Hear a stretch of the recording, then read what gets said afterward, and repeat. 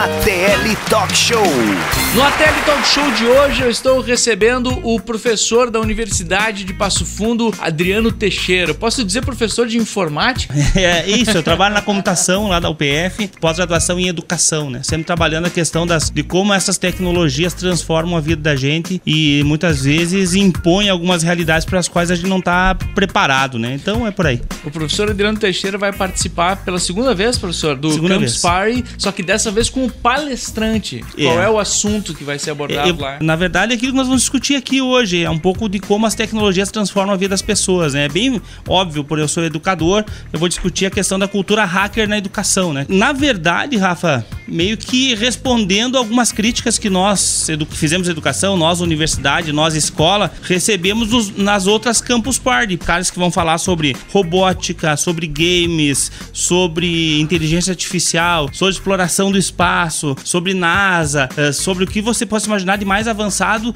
Eles são taxativos ao dizer o que a gente faz nas universidades, o que a gente faz nas escolas não prepara ninguém para o mundo que tá aí, né? E eu tenho cada vez mais argumentos para acreditar nos caras e para dizer o seguinte: nós temos que hackear a educação mesmo, tem que fazer diferente, senão nós não vamos estar formando pessoas para o mundo que tá aí. Como é que tu hackeia a educação? A gente usa esse termo hacker, Rafa, pelo seguinte: normalmente as pessoas que estão escutando, talvez 95%, vão pensar que hacker tem a ver com o criminoso digital, né? Na verdade, o criminoso digital, ele é o cracker, o nome certo, né? O hacker, ele tem algumas características específicas e veja se você que está nos escutando agora não vai se identificar nelas. Primeiro, ele é curioso, ele quer aprender, ele não acha que sabe tudo. Segunda questão, ele é esforçado, ou seja, se ele quer saber a resposta das coisas, ele vai atrás, ele busca, ele fuça e encontra a resposta para aquilo que ele quer. Terceiro, ele quer se divertir nessa jogada, ele não quer que seja um processo penoso. Quarto, só vale a pena se for feito em conjunto, com mais pessoas, compartilhado. E quinto, só vale a pena mesmo se eu compartilhar isso que eu construí, essa resposta que eu criei. Então, todos nós podemos ser hackers. Você é hacker aqui na rádio, eu sou hacker lá na universidade,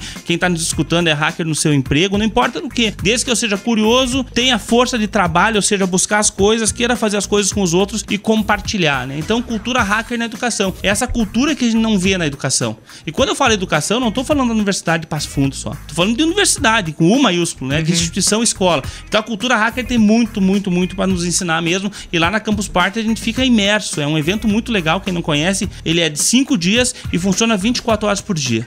Você se inscreve, ganha uma barraca que ao final você pode levar para casa e você escolhe: eu quero fazer o evento à noite, quero fazer o evento na madrugada, quero fazer de dia, e você vai ver as suas palestras lá. Você falou que a educação não nos prepara para a realidade que a gente está vivendo, ou que está se transformando a toda hora. O que está falhando de forma mais específica, assim, no teu ver? O que eu vejo dentro do processo educacional? O processo educacional, ele parece que tem uma bola de cristal, né? Ou seja, eu entro na faculdade, eu tenho um currículo definido de 4 anos, sabendo que muito provavelmente muito do que eu aprendi durante esses 4 anos, quando eu for pro mercado de trabalho de verdade, não vale mais, não existe mais. Por quê? Porque tem outra tecnologia, tem outra técnica, tem outro medicamento, tem outro processo, não importa o quê. Se a gente pensar um pouco mais para trás, a educação básica, eu tenho uma filha de 5 anos, que vai entrar agora no grupo 4, daqui a pouco vai pro primeiro ano do ensino fundamental, e é louco pensar que ela tem os próximos 12 anos da vida dela pré-definidos. Não tem sentido isso. Como se o mundo não fosse se transformar. Ou seja, se nós temos um processo educacional baseado na memorização, baseado na resposta de questões que outros fizeram, quando eu tiver que de fato pensar por mim mesmo, ou quando eu tiver que no mundo real resolver um problema novo, onde eu não tenho um problema que eu já fui resolver em sala de aula antes para treinar, eu não sei até que ponto nós estamos preparados. Então nós precisamos trocar, temos que pensar menos em conteúdo e mais em processo. Ou seja, eu vou desenvolver competências de trabalhar em grupo, de resolver problemas novos, de poder estar trabalhando em diversas áreas. É isso que nós vamos precisar no mundo de hoje. Que nos próximos 10 anos no máximo, toda aquela atividade que tiver um nível mínimo de repetição e previsibilidade vai ser feito por um computador. Eu não tenho dúvida disso. Ou seja, quer dizer, na verdade, os seres humanos vão ter que adquirir habilidades novas, é isso? É isso aí. Se a gente olhar para trás, a gente vai ver que as coisas são cíclicas, né? Nenhum império fica por muito tempo, nenhuma hegemonia dura por muito tempo, sempre acaba sendo trocada por outra. E a gente já viu seres humanos serem substituídos por máquinas, né? Na época da Revolução Industrial. Entretanto, lá nós tínhamos o quê? Músculos sendo trocados por engrenagens. Nós estamos vivendo um processo que já começou, ou seja, máquinas máquinas que começam a pensar. Quem tá nos escutando, hoje é sábado, acessa o teu smartphone, vai lá no Google e procura Watson IBM. Watson IBM é um computador de inteligência cognitiva da IBM, ou seja, um computador que começa a pensar e a responder como se fossem seres humanos, ou seja, essa conversa que a gente tá tendo, no lugar do Rafa podia ser o Watson, ou o contrário, no meu lugar podia ser o Watson falando sobre um pouco essas questões que estão aparecendo aí. E ele aprende, ele se realimenta? Ele aprende e se alimenta, sabe aonde? Onde os jovens de hoje aprendem e se alimentam, na internet. Tem uma pesquisa de 2011, uma universidade norte-americana, se não me engano, ela quantificou a informação disponível na internet. E nessa pesquisa que eles fizeram, eles chegaram a um percentual de 97% da informação do mundo está digital e 80% está na internet. 80% da informação do mundo está disponível na internet. E isso vai um pouco na linha do que a gente estava falando, Rafa. Eu não preciso ir para a universidade, eu não preciso ir para a escola para alguém me dar acesso à informação. A informação está aí. Eu tenho que ir num espaço como a universidade ou como a escola para me aprender o que fazer com essa informação, porque a informação está disponível.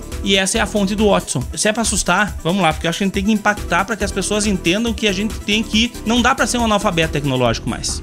Eu tenho que usar essa tecnologia a meu favor. Tem um robô, que é uma outra grande tendência do mundo de hoje. Tem dois desses robôs no Brasil. Um no Hospital Albert Einstein, o outro no Hospital Sírio-Libanês. O nome dele é Da Vinci. Todos os robôs Da Vinci do mundo estão conectados num grande repositório de dados. O que esse robô faz? Qualquer tipo de cirurgia. Porque fazer o procedimento, e eu não quero, claro, que os profissionais de saúde fiquem bravos comigo, mas eu estou trazendo um fato. O procedimento cirúrgico X no coração do indivíduo, ele já tem nome procedimento cirúrgico porque ele tem um processo. Sim. Ele é um procedimento, ou seja, eu não posso tem operar... passos. Exatamente. Você vai seguir. Eu tenho que seguir aqueles passos. Essa operação é feita com 3 furinhos só.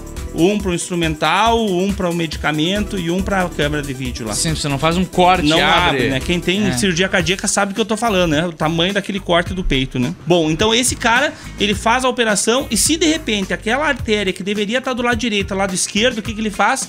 Chama o seu assistente, o médico. O médico faz aquele procedimento e a partir daquele momento, qualquer outro coração no mundo que tiver essa anomalia, ele sabe como tratar. Sabe. Ou seja, nós temos equipamentos que não são humanos, mas que desenvolvem possibilidades de simular o raciocínio humano, que se já não estão na mesma ordem de competência para esse processo que o cérebro humano, em breve passarão. A gente tem que levar isso em consideração, Posso viajar longe aqui? Vai lá. Vamos lá. É possível consciência em uma máquina dessas? Essa é uma outra questão.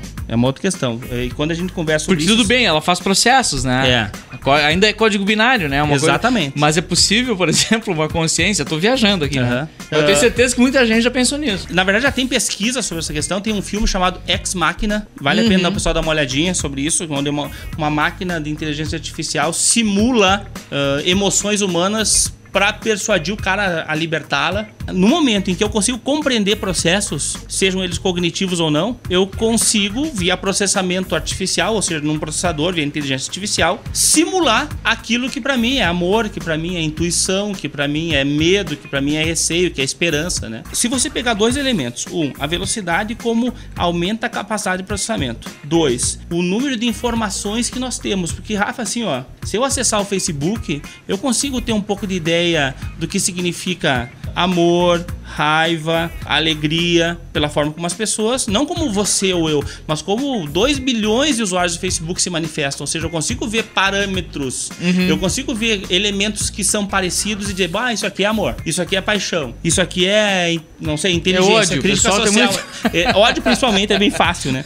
Então, quer dizer, seria no mínimo ingenuidade pensar que com o nível de evolução tecnológica que nós temos, que os computadores não poderiam ter, não poderiam simular isso. Mas é uma simulação. É uma simulação, mas será que o que a gente faz quando tá feliz também não é uma simulação? É um processamento de muitos dados, né? Exatamente, sabe, Rafa? Então essa que é a discussão. Google tem um algoritmo de inteligência artificial chamado Go Alpha e ela já criou um botão de desligar o Go Alpha. Isso é um filme chamado do Arnold Schwarzenegger, deixa eu lembrar o nome do filme, Vingador do Futuro. Vingador do Futuro. Ou seja, o cara volta pra desligar uma máquina antes que ela faça as coisas. Uma das grandes tendências do mundo, uma outra grande tendência junto com a inteligência artificial é a computação das coisas. Ou seja, tudo conectado à internet. Esse microfone conectado à internet, o nosso telefone já está conectado, a geladeira, tudo, a cafeteira, o que tu imaginar. A luz, ou seja, se está conectado à internet, pode ser acessível a um ser humano ou uma inteligência artificial. Pois é. Ou seja, cada vez mais a gente tá perto de ter uma situação que e eu não tô sendo alarmista aqui, porque eu acho que isso não vai acontecer, mas uma situação muito próxima ao que a gente vê em alguns filmes como Exterminador do Futuro, Eu, Robô e outros filmes que tratam dessa questão das tecnologias dominando o ser humano, né? De qualquer forma, eu vejo duas coisas que não são fora da possibilidade. Uma, o mundo parar por causa da tecnologia. Muito menos porque a tecnologia dominou, mas muito mais porque a gente não tem profissionais capacitados a dar conta de programar tudo isso. Imagina, no momento que eu estiver nesse estúdio, a gente deve ter o quê? Uns 200 equipamentos eletrônicos aqui diferentes, né? Tudo isso for programável, ou eu tenho quem programe isso, ou isso não vai funcionar. Certo. Né? Então, por isso que essa discussão, inclusive na cultura hacker na educação, lá da Campus Party, que eu vou falar um pouco sobre isso, que é fundamental que cada um de nós saiba programar coisas. A gente tava conversando antes aqui, né, Rafa? Tem muita coisa que você programa aqui. Claro. Né? Ou seja, isso é programar também. Não é só programar um sistema para rodar numa loja, não é isso. É você saber fazer essa tecnologia, fazer aquilo que você quer que ela faça. Tá certo. Obrigado, Adriano Teixeira. Valeu, Rafa. Professor da Universidade de Passo Fundo. ATL Talk Show.